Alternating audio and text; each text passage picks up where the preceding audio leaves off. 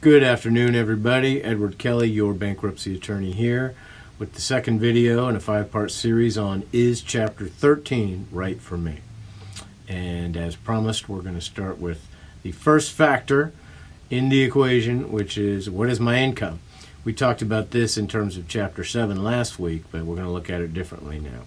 So if you're doing a Chapter 13, I'm assuming either you're losing a piece of property that you want to save, or your income is over the median. As you might recall from our discussion on Chapter 7, the IRS puts out standards every quarter, usually 4 times a year, or at least a couple times a year, that say this is the poverty line, basically, or the median income.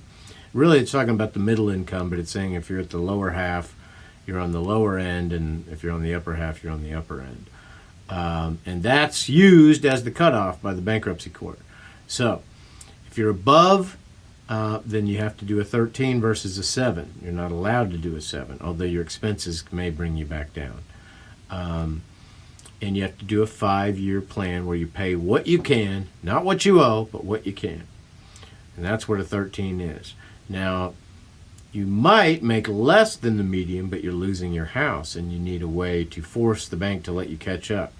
So you might file a Chapter 13, even though you could file a 7 for those kind of reasons because of these extraordinary powers. So that's the first thing you want to look at.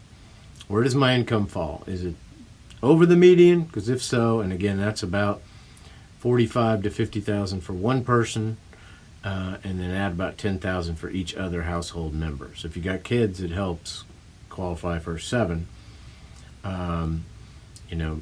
If you got 4 kids, now you're at 5. You've just added 40,000. Now you're up 80, 90,000. So first factor to look at again is income, and then tomorrow we're going to look at what kind of debt have you got and how we're going to treat it in the plan. Again, similar to what we looked at for 7, but in a different way.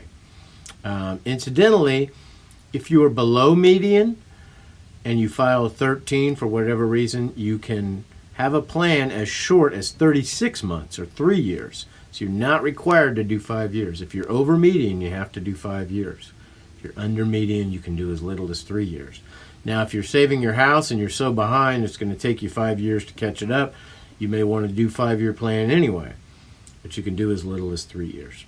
So, as always, you can reach me at Edward Kelly Law, KELLEYLAW @gmail.com, or call me at 580-478-3130, and we'll be back tomorrow with another 3 minutes to financial freedom and the third video in this series on Is Chapter 13 Right for Me? See you then.